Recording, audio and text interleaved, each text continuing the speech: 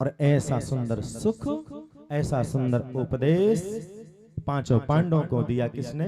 पितामह भीष्म ने। और ऐसा सुंदर जब उपदेश दिया, साथ में खड़ी द्रौपदी खिलखिला करके हंस गई। और जब खिलखिला के हंसी तो पितामह भीष्म ने प्रश्न कर दिया, कहा द्रौपदी, बड़े घरानों की जो स्त्रियां होती हैं बिना कारण के हंसती नहीं है, बोले तुम हंसे क्यों? कहा पितामह, आज बड़ा उपदेश कर रहे हो, बहुत सुंदर उपदेश कर रहे हो। बोले क्या उपदेश कर रहे हो? बोले तन पवित्र सेवा किए, धन पवित्र कर दान, मन पवित्र हरि भजन सो त्रिविध होई कल्याण। बोले दान धर्मान, मोक्ष धर्मान। राजा का धर्म क्या है? स्त्री का धर्म क्या है? पुरुष का धर्म क्या है? दान धर्म क्या है? स्त्री का धर्म, पुरुष का धर्म। बोले सब भूल गए थे राजन। बोले पितामह, जब एक रजस्वला नारी को दुशासन खींच करके सभा में ला रहा था तो वे हाथ खड़े करके पुकार रहे थे, आप गर्दन नीची कर लिए थे।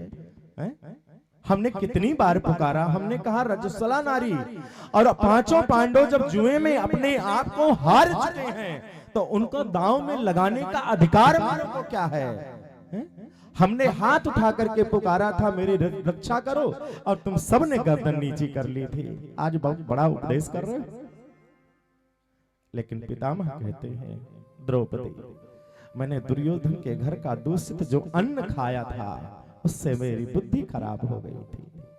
आज वो दूषित अन्न से बना रक्त द्रौपदी एक एक बूंद मेरे शरीर से निकल चुका है। बाणों की सैया पर लेटा हूं, 1000 बिच्छू एक साथ डंक मारे द्रौपदी, उतना दुख मुझे परमानेंट हो रहा है बाणों की सैया पर पड़े।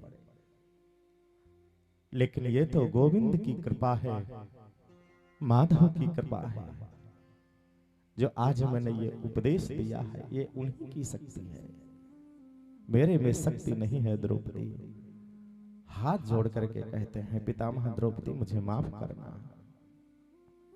लेकिन द्रौपदी कहती है, पितामह मुझे माफ करना, मैंने आपका दिल दुखाया।